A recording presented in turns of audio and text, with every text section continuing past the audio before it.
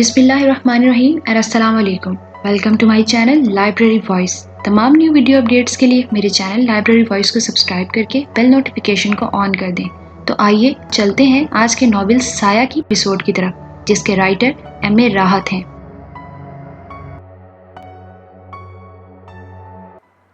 شکن پہلوان کی دنیا ہی لٹ چکی تھی. جتنا برا اس کے ساتھ ہوا تھا اتنا شاید ہی کسی کے ساتھ ہوا ہو. ایک معمولی سی غلطی نے پورا گھر اجاڑ کر رکھ دیا تھا. دونوں میاں بیوی نیم پاگل ہو گئے تھے. وہ دولت بھی خاک میں مل گئی تھی جو بہو بیٹے کی زندگی کے عوض حاصل ہوئی تھی. شکن پہلوان بس سبحان گلی کی گلیوں میں مارا مارا پھرتا تھا. اس دن بھی وہ اس طرف نکل آیا تھا جدھر بابا ادریس کا گھر تھا. وہ سامنے سے گزر رہا تھا کہ بابا ادریس دور سے آتا ہوا نظر آ گیا. جب بھی شکن پہلوان بابا ادریس کو دیکھتا تھا اس کی آنکھوں میں خون اتر آتا تھا. اس وقت بھی وہ زور زور سے بابا ادریس کو گالیاں دینے لگا. آس پاس سے کچھ لوگ قریب آ گئے تھے. انہوں نے شکن پہلوان کو سمجھایا جو ہونا تھا ہو گیا، اب گالیاں دینے سے کوئی فائدہ نہیں. کتنی عزت کرتے تھے ہم ان کی، پر اللہ اگر کسی سے کچھ چھینتا ہے تو وہ ایسا ہی ہو جاتا ہے. شیطان کی مثال سامنے ہے. اس دوران راج گندل جو بابا ادریس کے بھیس میں تھا قریب پہنچ گیا. اس نے شکن کو دیکھتے ہوئے کہا، اس پاگل کو ادھر آنے سے روکا کر، ورنہ کسی دن میں اسے وہ سزا دوں گا کہ یہ زندگی بھر یاد رکھے گا. اس سے بڑی سزا اور آپ کیا دیں گے بابا صاحب؟ آپ کو اب بابا کہنے کو بھی دل نہیں چاہتا. بابا تو احترام کا لفظ تھا. ایک پڑوسی نے کہا. ارے تو بابا نہیں کہے گا مجھے تو کیا بگڑ جائے گا میرا؟ پاگل ہو گئے ہو تم سب کے سب. حرکتیں خود کرو اور گالیاں دو دوسروں کو. لے جاؤ اسے ورنہ اچھا نہیں ہوگا. ابے کیا کرے گا تو میرا ہیں؟ بہو بیٹا تو چھین ہی لیا ہے، اب اور کیا چھینے گا مجھ سے؟ آ سامنے آ. شکن پہلوان کے منہ سے ہائے کی آواز نکلی. اس کے کندھے کی ہڈی ٹوٹ گئی تھی. وہ زمین پر تڑپنے لگا. راج گندل نے ادھر ادھر دیکھتے ہوئے کہا، اور کون مرد ہے جو سامنے آئے؟ پہلے آپ کی یہ قوتیں ایمانی ہوا کرتی تھیں بابا ادریس، مگر اب آپ شیطان بن چکے ہیں. ارے دیکھو اسے کیا ہو گیا ہے.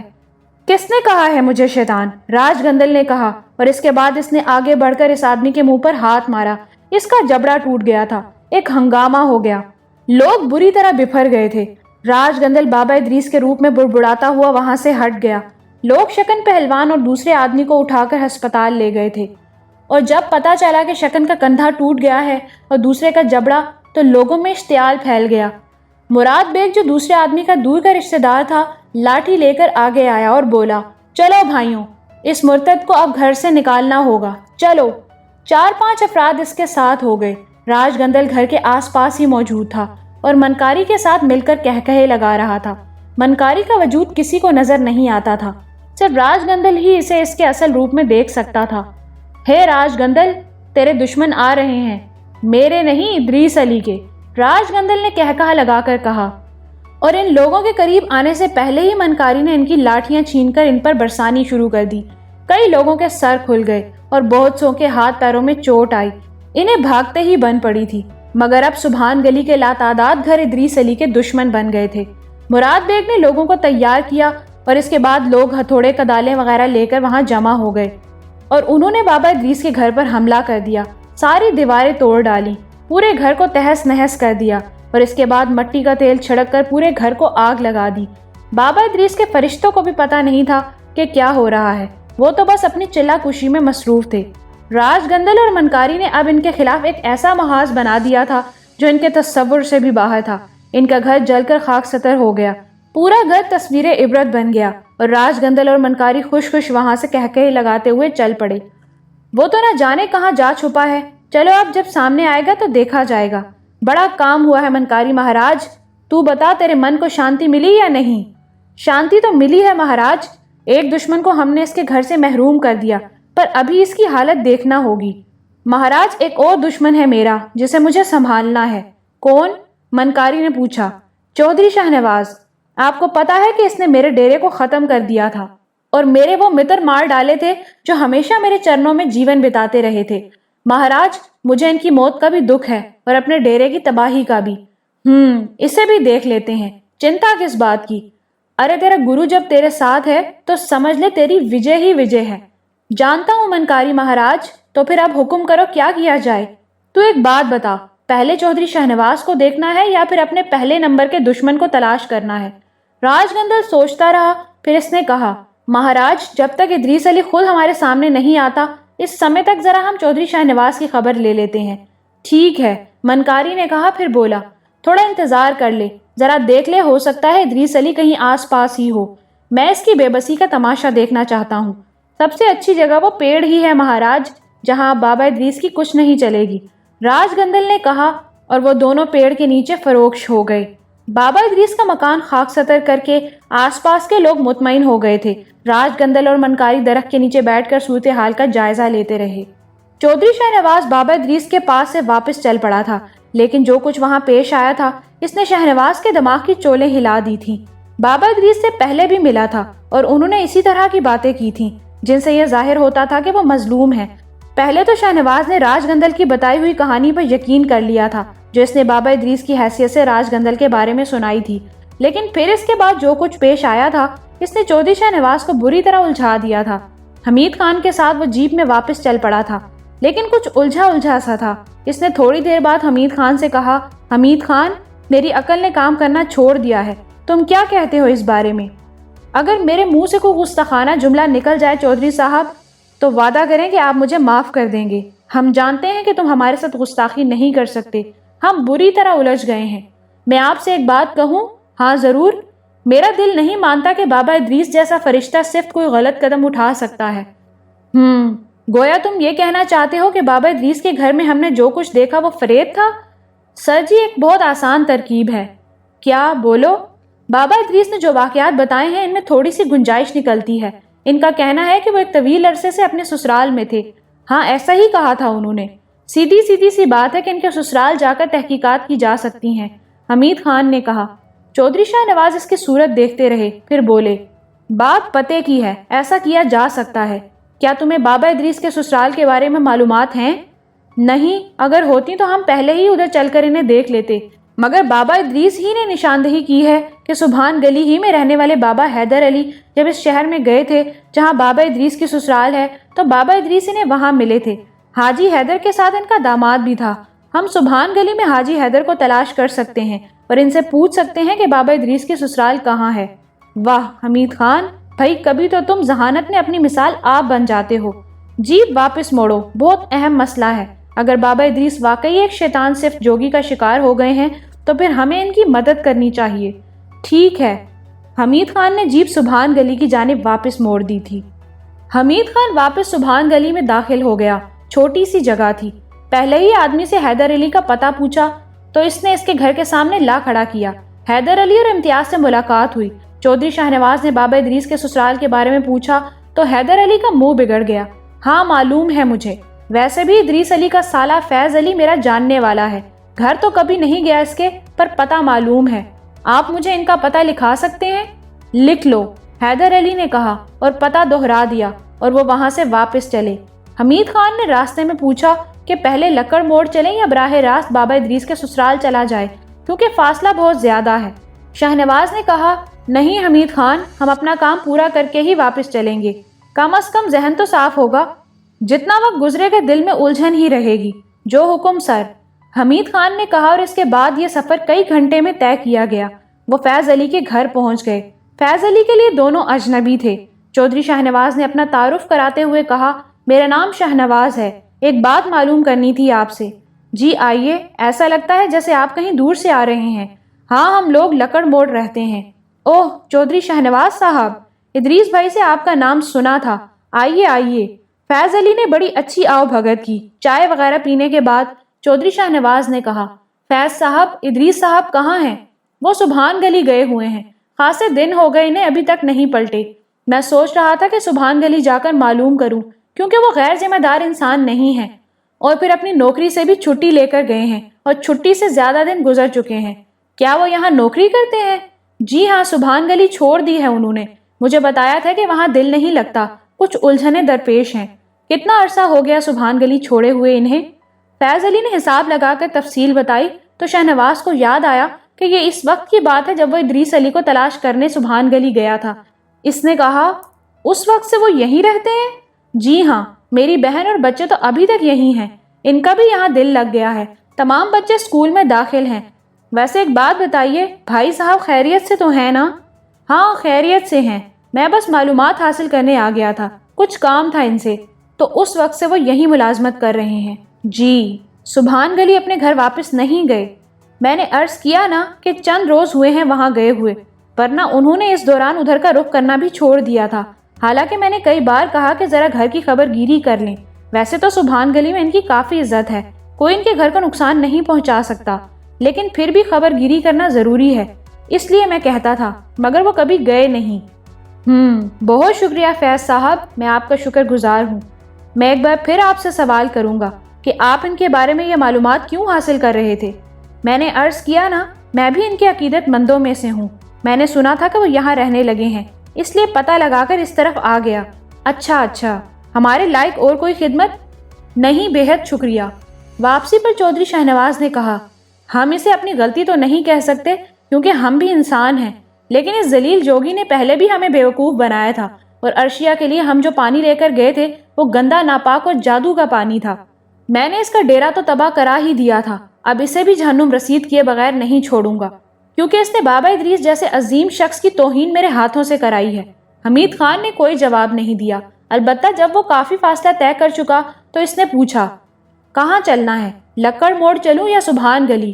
نہیں، لکڑ موڑ چلو، میں باقاعدہ پلاننگ کے ساتھ کچھ کروں گا، سمجھتا کیا ہے خود کو وہ مردود۔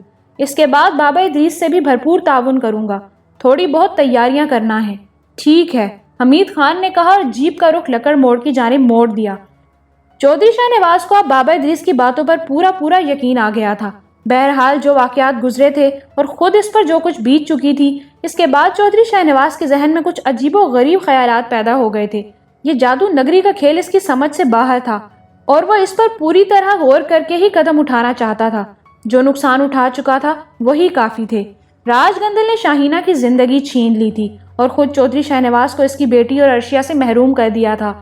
2-3 دن تک چودھری شاہنواز منصوبہ بندی کرتا رہا۔ اس نے یہ بات طے کی کہ سبحان گلی جا کر خود بابا ادریس سے بات کرے اور ان سے پوچھے کہ اس سلسلے میں کیا کیا جا سکتا ہے۔ حمید خان نے کہا، اصل میں جن معاملات کا شکار وہ ہوئے ہیں، ان کے بارے میں صحیح فیصلہ وہی کر سکیں گے۔ ویسے سبحان گلی میں ان کے خلاف کافی نفرت پیدا ہو چکی ہے، لوگوں کو اصل صورتحال سمجھانا بڑا مشکل کام ہوگا۔ چودھری شاہنواز نے پرخیال انداز میں گردن ہلا دی تھی۔ اس کے بعد وہ لوگ سبحان گلی کی طرف چل پڑے تھے۔ راستے طے ہوئے اور آخرکار وہ سبحان گلی پہنچ گئے، لیکن دور ہی سے انہوں نے وہ منظر دیکھا جسے دیکھ کر ان کا دل دہل گیا تھا۔ بابا ادریس کا مکان راکھ کا ڈھیر ہو چکا تھا، کالی اینٹیں اور جلی ہوئی لکڑی کے شہتیر، بھاڑ سا کھلا ہوا دروازہ۔ حمید خان کا پاؤں بے اختیار بریک پر جا پڑا تھا، وہ خود بھی پھٹی آنکھوں سے جلے ہوئے گھر کو دیکھ رہا تھا۔ شاہنواز کے منہ سے نکلا، بابا صاحب کو کوئی بدترین حادثہ پیش آ گیا ہے۔ جیپ اور آگے بڑھی اور چودھری شاہنواز افسوس بھری نگاہوں سے خاک ستر مکان کو دیکھتا رہا۔ پھر اس نے کہا، ذرا اندر جا کر دیکھو حمید خان، اندر کا کیا حال ہے۔ حمید خان اندر گیا اور کچھ دیر کے بعد واپس آ گیا۔ ایک چیز جل کر راکھ ہو چکی ہے۔ اگر بستی والوں نے بابا ادریس کو کوئی نقصان پہنچایا ہے تو میں قسم کھاتا ہوں کہ انہیں ایسی عبرتناک سزا دوں گا کہ زندگی بھر یاد رکھیں گے۔ اس کے بعد شاہنواز نے جیپ بستی کی جانب مڑوا دی اور پھر بستی کے ایک چوک میں کھڑے ہو کر اس نے زور سے کہا، بستی والوں میرے پاس آؤ، میں تم سے بابا ادریس کے بارے میں معلومات حاصل کرنا چاہتا ہوں۔ آس پاس کے لوگ چودھری شاہنواز کے پاس آ کر جمع ہو گئے۔ میرا نام شاہنواز ہے اور میں اس علاقے کا سب سے بڑا زمیندار ہوں۔ تم لوگ اگر یہ سمجھتے ہو کہ بابا ادریس کو نقصان پہنچا کر تم لوگ قانون کی گرفت سے دور رہ سکتے ہو تو بھول جاؤ اس بات کو۔ مجھے جواب دو، بابا ادریس کہاں ہیں؟ کیا تم نے انہیں بھی اس مکان کے ساتھ جلا کر خاک ستر کر دیا؟ خدا کی قسم تم سب پر قتل کے مقدمے درج کراؤں گا، ایک کو جیل میں پہنچا دوں گا۔ یہ گھر کس نے جلایا ہے؟ بستی والے کسی قدر خوف زدہ ہو گئے تھے۔ حیدر علی ہی اس وقت سامنے آئے تھے۔ انہوں نے کہا، گھر بستی والوں نے ہی جلایا ہے۔ ادریس علی کی حرکتیں ناقابل برداشت ہو چکی تھیں۔ اندھے ہو تم لوگ، عقل کے اندھے۔ جس بزرگ نے زندگی بھر تمہاری بے لوث خدمت کی، تم نے اس کے خلاف یہ کارروائی کی ہے۔ یہ نہیں سوچا تم نے کہ وہ کسی سازش کا شکار بھی ہو سکتا ہے۔ تم دیکھنا تمہیں کیسی عبرتناک سزا دلواتا ہوں۔ تم نے حقیقت معلوم کی نہیں اور اس نیک آدمی کو نقصان پہنچا دیا۔ اب میں تمہیں کیا بتاؤں حقیقت؟ تمہیں قانون بتائے گا۔ حیدر علی صاحب آپ بزرگ ہیں، مجھے ان لوگوں کے نام بتائیے جنہوں نے اس گھر کو آگ لگائی ہے۔ مجمع کو سانپ سونگھ گیا تھا۔ چودھری شاہنواز شدید غصے کے عالم میں لوگوں کو برا بھلا کہتا رہا اور اس کے بعد اس نے حمید خان سے واپس چلنے کے لیے کہا اور جیپ میں آ کر بیٹھا۔ जीप स्टार्ट होकर वापस चल पड़ी थी। सामने दरख्त पर बसेरा किए हुए दोनों शैतानों ने भी अपनी आंखों से ये मंजर देखा था। चौधरी शाहनवाज की बात सुनी थी। राजगंदल ने मनकारी से कहा, मनकारी महाराज, देख रहे हो चौधरी शाहनवाज को? हाँ, अब इसी की बारी है। वो इदरीस तो दुम दबाकर भाग गया और किसी कोने खुदरे में जा छुपा है, पर ये तो है ना हमारे पास। अब मैं तुझे बताता हूँ कि तुझे आगे क्या करना है। जय मनकारी महाराज, जय गुरु महाराज, राजगंदल ने खुश होकर कहा। मनकारी हंसने लगा, फिर बोला, बेटा, गुरु महाराज को जब गुरु दक्षिणा देना पड़ेगी तब तुझे नानी याद आएगी। अभी तू खूब जय जयकार कर ले। खाली जय जयकार से काम थोड़ी चलेगा। भवानी देवी मुझे हिम्मत दे कि मैं अपने गुरु महाराज को इनकी गुरु दक्षिणा दे सकूं, राजगंदल ने कहा। और फिर वह दोनों खामोशी से दरख्त से नीचे उतर आए और इस तरफ चल पड़े जिधर चौधरी शाहनवाज की जीप गई थी। मनकारी ने राजगंदल को आगे का शैतानी मंसूबा बता दिया था और राजगंदल इस मंसूबे को सुनकर खूब हंसा था। और अब वो दोनों इसी पर अमल करने के लिए आगे बढ़ गए थे। उन्होंने दूसरा रास्ता अख्तियार किया था जो जाता लकड़ मोड़ की तरफ ही था, लेकिन बहुत मुख्तसर था। मनकारी के कहने के बाद राजगंदल ने एक बार फिर भेस बदला और बाबा इदरीस की सूरत में आ गया, लेकिन मंसूबे के मुताबिक इसने बोसीदा लिबास पहना था जो जगह जगह से मसला हुआ और फटा हुआ था। चेहरे, गर्दन और बाजुओं पर इसने हल्के हल्के जख्मों के निशानात भी बना लिए थे। चेहरे पर बड़ी बेबसी और उदासी लाद ली थी। मनकारी तो खैर निगाहों से ओझल ही रहता था, लेकिन जब एक चौड़ी सड़क पर चौधरी शाहनवाज की जीप पहुंची तो हमीद खान ने सड़क के किनारे इस लड़खड़ाते हुए वजूद को देखा जो बोझल कदमों से इनकी तरफ पुश्त किए आगे बढ़ रहा था। हमीद खान का पांव ब्रेक पर जा पड़ा और चौधरी शाहनवाज, जो गहरे रंजो गम में डूबा हुआ था, बाबा इदरीस ही के बारे में गौर कर रहा था। चौंक कर बोला, क्या हुआ हमीद खान? इधर चौधरी जी, इधर देखिए। इसने इशारा किया और चौधरी की निगाहें सड़क के किनारे चलते हुए इस शख्स पर पड़ी और एक लम्हे में इसने पहचान लिया कि वो बाबा इदरीस हैं। अरे, ये बाबा साहब हैं, जल्दी चलो, जल्दी आगे बढ़ो। एक लम्हे के अंदर अंदर जीप जाकर राजगंदल के पास रुक गई जो बाबा इदरीस के रूप में था। चौधरी शाहनवाज जीप से नीचे उतर आया। हमीद खान भी नीचे उतर आया था। इसने बाबा इदरीस की सूरत देखी, इनके फटे हुए लिबास और बदन पर लगे हुए जख्मों को देखा और एकदम समझ गया कि बाबा इदरीस की यह हालत इन्हीं लोगों ने की है जिन्होंने इनके मकान को खाकसतर किया है। इसने आगे बढ़कर बाबा इदरीस को सहारा दिया और जल्दी से बोला, अरे बाबा साहब, आप इस हाल में? बाबा इदरीस के रूप में राजगंदल ने निगाहें उठाईं और फिर फीकी सी मुस्कुराहट के साथ बोला, हाँ, बस तकदीर का लिखा तो सामने आता ही है। खुदा इन लोगों को गारत करे जिन्होंने आपके साथ ये बदसलूकी की है। बस ठीक है भाई, तुम भी जाओ, हम आजमाइश से गुजर रहे हैं, हमें इम्तिहान देने दो। नहीं बाबा साहब, ऐसे वक्त में आपका साथ कम से कम मैं नहीं छोड़ सकता। मैं आपका घर देख आया हूँ, आप बेफिक्र रहिए। अब मैं इन लोगों से चुन चुन कर इंतकाम लूंगा जिन्होंने आपके साथ ये बदसलूकी की है। अरे भाई, किस किस से बदला लोगे? बस हमने कहा ना, तकदीर के लिखे को कौन टाल सकता है, राजगंदल ने अदाकारी करते हुए कहा। आइए आप मेरे साथ चलिए, चौधरी शाहनवाज ने हमदर्दी से कहा। कहाँ भाई, कहाँ ले जाओगे हमें? बाबा साहब, आप मेरे घर चलिए, मैं आपका घर देख आया हूँ। बस्ती वालों ने इसे खाकसतर कर दिया है। यकीनन आपका यह हाल भी उन्होंने ही बनाया होगा। हाँ, भटक गए हैं रास्ते से, मारा है हमें, कपड़े फाड़ दिए। चलो ठीक है, अगर इस तरह इनका दिल मुतमईन होता है तो हमें क्या, कोई कोना खुदरा बसा लेंगे। जिंदगी के चंद सांस ही तो गुजारने हैं। आइए आप, आइए। चौधरी ने हमीद खान को इशारा किया और हमीद खान बाबा इदरीस को सहारा देकर जीप में ले आया। देखो, जब इंसान का मुकद्दर खराब होता है तो इस पर नहूसतों के साए हो जाते हैं। हम इस वक्त नहूसतों के साए में हैं। हमारे साथ कोई हमदर्दी का सलूक ना करो, कहीं तुम्हें कोई नुकसान ना पहुंच जाए। मुझे कितना ही नुकसान पहुंच जाए बाबा साहब, मैं आपको इस हालत में नहीं देख सकता। ठीक है, तुम्हारी मर्जी, मजबूर कर रहे हो तो ठीक है। बाबा साहब, मैं अपनी गलती पर शर्मिंदा हूँ, लेकिन कसूर मेरा भी नहीं है। इस शैतान के बच्चे ने चक्कर ही ऐसा चलाया था जिसका नाम राजगंदल है। मैं धोखा खा गया और आपके साथ बदसलूकी कर बैठा, लेकिन अब मैं आपके बारे में तस्दीक कर चुका हूँ और इसके बाद धोखा नहीं खाऊंगा। राजगंदल ने इस तरह गर्दन झुका दी जैसे तकलीफ का शिकार हो। हमीद खान और चौधरी शाहनवाज के दिल में हमदर्दियों का तूफान उमड़ रहा था। बाबा इदरीस की इस हालत पर वो बहुत दुखी थे, जबकि बदमाश राजगंदल ने मनकारी के साजिशी जहन के मंसूबे को तकमील तक पहुंचाना शुरू कर दिया था। यहाँ तक कि चौधरी शाहनवाज लक्कड़ मोड़ पहुंच गया और बड़े एहतमाम के साथ राजगंदल को इसने उतारा और फिर अंदरूनी हिस्से की जानिब ले चला। راج گندل دل ہی دل میں مسکرا رہا تھا۔ ایک بار پہلے بھی وہ اس حویلی میں آ چکا تھا اور اپنے کھیل کھیل کر گیا تھا۔ دوبارہ وہ اسی حویلی میں بدلے ہوئے بھیس میں داخل ہو رہا تھا اپنا نیا کھیل کھیلنے کے لیے۔ لیکن جب چودھری شاہ نواز اسے حویلی کے بہت بڑے ڈرائنگ روم میں لے کر پہنچا تو وہاں قرآنی آیات کے تفرے لگے ہوئے تھے۔ راج گندل کے پورے بدن میں بجلیاں سی کوند گئیں۔ اسے شدید اذیت کا احساس ہوا اور وہ زمین پر گر پڑا۔ ارے حمید خان دیکھو!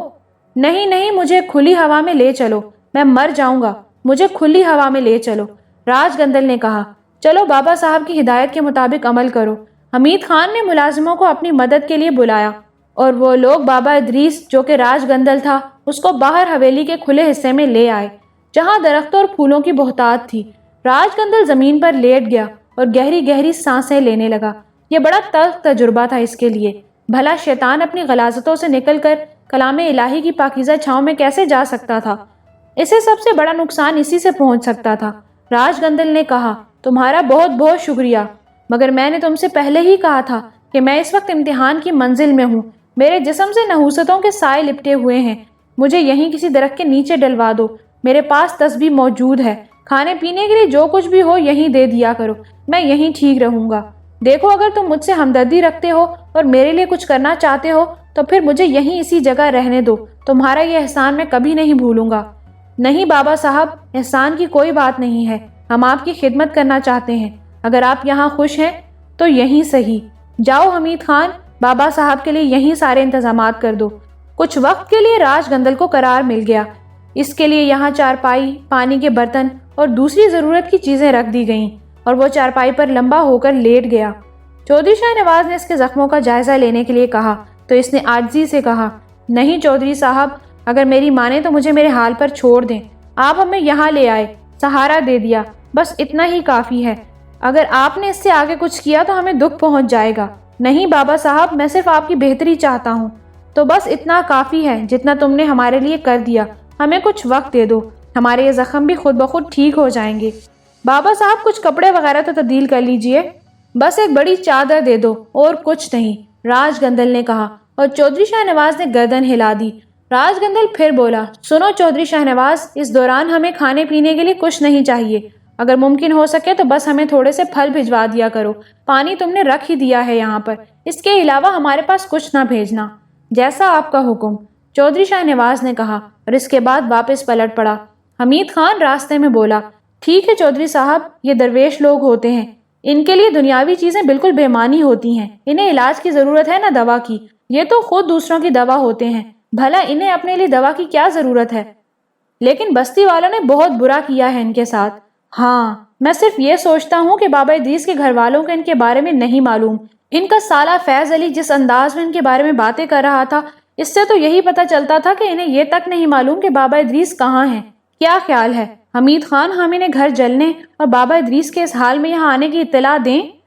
میرا خیال ہے چودھری صاحب ابھی اس سلسلے میں خاموشی ہی اختیار کریں، ہمیں اس سے زیادہ آگے بڑھ کر کام نہیں کرنا چاہیے۔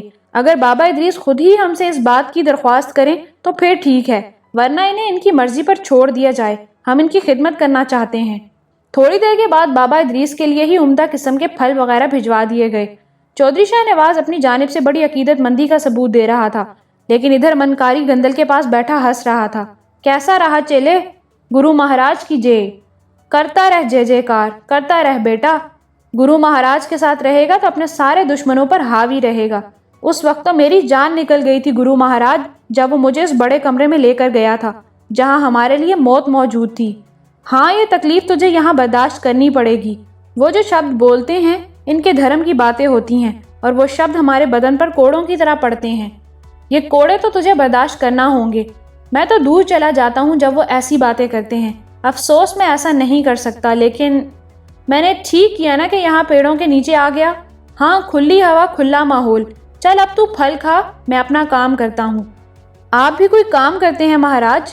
آتماؤں کی باتیں جاننے کی کوشش مت کر، بھسم ہو کر رہ جائے گا اگر ہماری ایک بات بھی تجھے معلوم ہو گئی۔ راج گندل سہم کر خاموش ہو گیا تھا۔ اپنی چالاکی اور منکاری کے شیطانی مشوروں سے وہ کامیابی پر کامیابی حاصل کرتا جا رہا تھا۔ سب سے بڑی کامیابی یہ تھی کہ بابا ادریس کا دست راست اس کے پاس موجود تھا۔ اس نے عالی جا کو بہت سنبھال کر رکھا تھا، اکثر اسے دیکھتا رہتا تھا۔ اس وقت بھی رات تھی۔ اس نے شیشے کی بوتل نکال کر سامنے کر لی۔ علی جا گردن جھکائے بیٹھا ہوا تھا۔ راج گندل نے کہا، افسوس، ہم نے سنسار کے بارے میں بڑی باتیں معلوم کی، پر تمہاری مخلوق کا کوئی پتہ نہیں ہمیں۔ اس بوتل میں تم کب تک جیتے رہو گے، اور یہ بھی نہیں معلوم ہمیں کہ تمہاری وہ شکتی کہاں گئی جس سے تم ادریس علی کو بچائے ہوئے تھے۔ کچھ بول سکتے ہو؟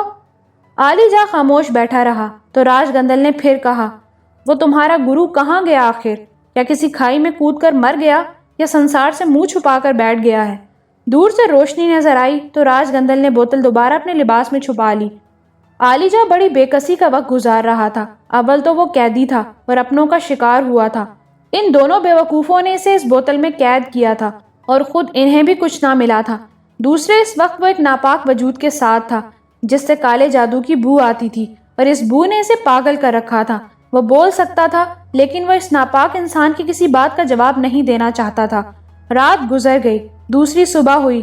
شاہنواز اس کے پاس آیا اور محبت سے بولا، پوری کوٹھی حاضر ہے بابا صاحب۔ اس درخت کے نیچے آپ کو وقت گزارتے دیکھ کر مجھے شرمندگی ہوتی ہے۔ ابھی تھوڑی دیر کے لیے دھوپ نکل آئے گی اور یہاں حدت بڑھ جائے گی۔ ہم سب اندر ایئر کنڈیشن میں بیٹھے ہوں گے اور آپ یہاں۔ یہ تو آداب کے خلاف بات ہوئی۔ راج گندل کمبخت کو اداکاری بہت اچھی آتی تھی۔ مدھم سی مسکراہٹ کے ساتھ کہا، تقدیر کی بات ہے، ہمیں اپنی تقدیر کے مطابق رہنے دو۔ ایک فقیر اور ایک بادشاہ میں فرق تو ہوتا ہی ہے نا؟ بادشاہ تو آپ ہیں بابا ادریس، یہ سب تو عارضی چیزیں ہیں جو ہمارے سامنے ہیں۔ بہرحال مجھے بتائیے میں آپ کے لیے کیا کروں؟ اگر آپ اجازت دیں تو آپ کا وہ گھر دوبارہ تعمیر کرا دوں، وہاں 4 چوکیدار بھیج دوں جو پہرا دیں، بستی والوں کو ٹھیک کر کے ان کے خلاف کیس بھی کرا سکتا ہوں۔ وہ سب تمہاری مرضی ہے، تم جو کرنا چاہو ضرور کرو، لیکن ہمیں تھوڑے وقت کے لیے یہیں رہنے دو، بعد میں جو ہوگا دیکھا جائے گا۔ شاہنواز خاموش ہو گیا تھا۔ راج گندل یہاں بڑے آرام سے تھا۔ ابھی تک اس نے کسی کمینگی کا آغاز نہیں کیا تھا، لیکن شام کو عرشیہ ٹہلتی ہوئی اس طرف آ گئی اور راج گندل کے پاس پہنچ گئی۔ چودھری شاہنواز نے عرشیہ کو بتایا تھا کہ بابا ادریس پر کیا گزری ہے اور وہ انہیں یہاں لے آئے ہیں۔ چودھری شاہنواز نے عرشیہ کو یہ بھی بتایا تھا کہ یہ فقیر منش لوگ عیش و عشرت کے دلدادہ نہیں ہوتے۔ بہرحال عرشیہ کے دل میں بابا ادریس کی عقیدت پیدا ہو گئی تھی۔ وہ جن کیفیتوں سے گزر رہی تھی ان کے لیے سکون چاہتی تھی۔ اس نے ایک عجیب و غریب عالم گزارا تھا، قبر کی گہرائیاں زندگی میں دیکھ لی تھیں، اور وہاں ایک جادوگر کے زیر اثر بچی کو جنم دیا تھا۔ لیکن قدرت نے ماں اور اولاد کے درمیان جو رشتہ رکھا ہے اس پر کوئی اثر انداز نہیں ہوتا۔ عرشیہ نے 1-2 بار یہ بات چودھری شاہنواز کو بھی بتائی تھی کہ وہ اپنے خوابوں میں اپنی بچی کو دیکھتی ہے۔ اس نے کہا تھا کہ اس کی بچی بہت خوبصورت ہے، بڑی ہو گئی ہے، باتیں کرتی ہے، اس کے بال سنہرے ہیں اور چہرے کی رنگت اخروٹی ہے، اس کی آنکھوں میں نیلے کنچے جڑے ہوئے ہیں اور اس کے ہونٹ گلابی رنگ کے ہیں اور مسکراہٹ بڑی دلکش ہے۔ اس نے چودھری شاہنواز کو یہ بھی بتایا تھا کہ وہ ہنستی ہے تو پھول برستے ہیں۔ تب چودھری شاہنواز نے حسرت بھرے لہجے میں کہا تھا، عرشیہ تم خوش نصیب ہو کہ کم از کم تم اپنے خوابوں میں اپنی بچی کو دیکھ لیتی ہو۔ میں تو ان خوابوں سے بھی محروم ہوں۔ شاید ہی کبھی باپ کے دل میں اولاد کے لیے ایسی خواہش پیدا ہوئی ہوگی۔ بہرحال کیا کہہ سکتے ہیں، تقدیر کے کھیل ہیں۔ عرشیہ اس وقت بھی راج گندل کے سامنے پہنچی تو بے اختیار ہو گئی۔ وہ راج گندل کے قدموں میں بیٹھ گئی اور بولی، بابا ادریس، میں وہ بدنصیب ماں ہوں جس نے زندہ ہو کر بھی اپنی زندہ اولاد کا چہرہ نہیں دیکھا۔ اگر کوئی مجھ سے یہ کہہ دیتا کہ وہ زندہ نہیں ہے تو شاید میں صبر کی منزل میں داخل ہو جاتی، لیکن کسی نے مجھ سے یہ نہیں کہا۔ اگر کوئی قربانی دے کر میں اپنی بچی کو دیکھ سکتی ہوں تو مجھے بتائیے کہ میں کیا قربانی دوں۔ میرا دل اسے دیکھنے کے لیے بہت تڑپتا ہے۔ منکاری نے راج گندل کے کانوں میں کچھ کہا اور راج گندل جو آنکھیں بند کیے زمین کی طرف گردن جھکائے بیٹھا ہوا تھا منکاری کی بات سنتا رہا۔ پھر اس نے گردن اٹھا کر آنکھیں کھولی اور عرشیہ کے چہرے کو دیکھتا ہوا پرجلال لہجے میں بولا، میں تجھے بیگم صاحب نہیں کہوں گا کیونکہ میرے سامنے تو ایک چھوٹی سی بچی کی مانند ہے۔ مجھے یہ بتا کہ اس وقت تو کیا اپنے شوہر کے کہنے پر آئی ہے؟ نہیں، چودھری صاحب تو کسی کام سے گئے ہوئے ہیں۔ حویلی میں کچھ لوگ ان سے ملنے آئے تھے، مجھ سے کہہ کر گئے تھے کہ بابا صاحب کا خیال رکھنا۔ حمید خان ان کے ساتھ گیا ہے۔ عرشیہ ہے نا تیرا نام؟ ہاں بابا، مجھ بدنصیب کا نام عرشیہ ہی ہے۔ سن عرشیہ، تو نے جس درد بھرے لہجے میں ہم سے یہ بات کہی ہے اس نے ہمیں بہت متاثر کیا ہے، پر بعض باتیں بڑی عجیب ہوتی ہیں۔ چودھری شاہنواز تیرا خاوند ہے اور تیرے دین دھرم میں بھی خاوند کو بہت بڑا درجہ حاصل ہے۔ ہاں، وہ مجازی خدا کہلاتا ہے، عرشیہ نے کہا۔ راج گندل تڑپ کر اکڑ گیا۔ اس کے بدن پر ایک دورہ پڑا تھا، تاہم اس نے برداشت کرتے ہوئے کہا، پر رشتے بہت عجیب ہوتے ہیں، کبھی کبھی ان رشتوں کو بنائے رکھنے کے لیے تھوڑی سی ایسی باتیں بھی کرنا پڑتی ہیں جو دل کے خلاف ہوں۔ میں سمجھی نہیں بابا۔ اگر میں تجھ سے کہوں کہ اپنے خاوند کو بتائے بغیر تو میرے پاس آ اور جو کچھ میں کہوں وہ کر، تو کیا تو ایسا کر سکتی ہے؟ مگر کیوں؟ اپنی اولاد کے حصول کے لیے۔ ہاں، کوشش کی جا سکتی ہے۔ میں آپ کے پاؤں پکڑتی ہوں بابا، مجھے میری بچی سے ملوا دیجیے۔ کہا نا تجھ سے ایسا ہو سکتا ہے، مگر تجھے اپنے دل کے خلاف کچھ کام کرنا ہوں گے۔ میں کروں گی بابا، آپ جو حکم دیں گے میں سب کروں گی۔ اس وقت تو کھلم کھلا ہمارے پاس آئی ہے، پر آج رات 12 بجے تو ہمارے پاس دوبارہ آ جانا، لیکن چودھری کو بتائے بغیر، اور بعد میں بھی تو اسے کچھ نہیں بتائے گی۔ بابا، چودھری شاہ نواز نے آپ کی بزرگی کے اتنے قصے سنائے ہیں مجھے کہ آپ کے نام سے کسی برائی کا تو میں سوچ بھی نہیں سکتی۔ میں آ جاؤں گی بابا، میں آپ سے وعدہ کرتی ہوں کہ آ جاؤں گی۔ ٹھیک ہے، ہم سے جو کچھ بن سکتا ہے تیرے لیے کریں گے۔ اتفاق سے چودھری شاہ نواز اس رات لکڑ موڑ حویلی میں موجود نہیں تھا۔ زمینداری کے کچھ قصے تھے جو اسے نمٹانے تھے، وہ اس سلسلے میں مصروف تھا۔ ٹھیک 12 بجے عرشیہ درخت کے نیچے پہنچ گئی۔ راج گندل اس کا انتظار کر رہا تھا۔ عرشیہ اس کے سامنے دوزانوں بیٹھ گئی۔ میں آ گئی ہوں بابا۔ تو اپنی بچی سے ملنا چاہتی ہے نا؟ ہاں بابا، وہ میرے خوابوں میں آتی ہے، میں تجھے اس سے ملا دوں گا۔ عرشیہ رونے لگی۔ اس نے روتے ہوئے کہا، بابا زبان سے یہی کہہ سکتی ہوں کہ آپ کا یہ احسان میں کبھی نہیں بھولوں گی۔ راج گندل نے کہا۔ پھر اس نے اپنے لباس سے ایک گلاس نکالا اور اس میں پانی ڈالا۔ عرشیہ دیکھ نہیں سکی تھی کہ اس نے پانی کے اس گلاس میں تھوک دیا ہے۔ گلاس لے کر عرشیہ کے سامنے آ گیا اور بولا، لے اسے عقیدت سے پی جا۔ پہلے بھی ایک بار ہم نے تیرے لیے پانی بھیجا تھا، پر تو نے پتہ نہیں وہ پانی پیا یا نہیں۔ بابا صاحب، بڑی عجیب بات ہوئی تھی۔ میں نے گلاس ہونٹوں سے لگایا ہی تھا اور بسم اللہ پڑھی تھی کہ گلاس ٹکڑے ٹکڑے ہو گیا، اور راج گندل کے حلق سے ایک کربناک چیخ نکل گئی۔ اب جو پانی ہم تجھے دے رہے ہیں، اسے پیتے ہوئے کوئی چیز نہ پڑھنا، بلکہ اپنے منہ سے کہنا کہ میری بیٹی مجھے مل جا، سمجھی؟ اب کوئی اور نام نہ لینا تو۔ جی بابا۔ اور اسے منہ سے لگا کر گھٹا گھٹ پی گئی۔ راج گندل سہمی ہوئی سی نگاہوں سے اسے دیکھ رہا تھا۔ اسے خوف تھا کہ عرشیہ پھر کوئی متبرک نام نہ لے دے، لیکن گلاس کا پانی اس کے معدے میں اتر گیا تو راج گندل کے ہونٹوں پر مسکراہٹ پھیل گئی۔ سمجھ لے بس اب تیرا کام بن گیا۔ عرشیہ نے اپنے منہ سے کہنا چاہا کہ اللہ آپ کی زبان مبارک کرے، لیکن نہ جانے کیوں اس کے منہ سے اللہ کا نام نہیں نکلا تھا۔ اس نے اس پر غور نہیں کیا۔ راج گندل بہت دیر تک اس سے باتیں کرتا رہا اور اسے تسلیاں دیتا رہا۔ عرشیہ کی طبیعت اندر سے کچھ متلا سی رہی تھی۔ اس نے کہا، اب میں جانا چاہتی ہوں بابا۔ جا، آرام سے جا کر سو جا۔ آج رات تو اپنی بچی کو بہت قریب سے دیکھے گی۔ اس سے پہلے تو اسے خوابوں میں دیکھتی رہی ہے، مگر تو نے اس کی شکل صحیح طور پر دیکھی ہوگی، نہ تو نے اس کی آواز سنی ہوگی، لیکن آج تجھے وہ آواز بھی دے گی اور تیرے قریب بھی آئے گی۔ عرشیہ خوشی سے کانپنے لگی تھی۔ بہرحال اس کے بعد وہ واپس چل پڑی اور راج گندل اسے جاتے ہوئے دیکھتا رہا۔ وہ چلی گئی تو اس نے آواز دی، منکاری مہاراج، سمجھ رہا ہوں، چنتا مت کر، تو نے اس سے جو کچھ کہا ہے وہ ہو جائے گا، تو بالکل چنتا مت کر۔ جے منکاری مہاراج، راج گندل نے عقیدت سے کہا۔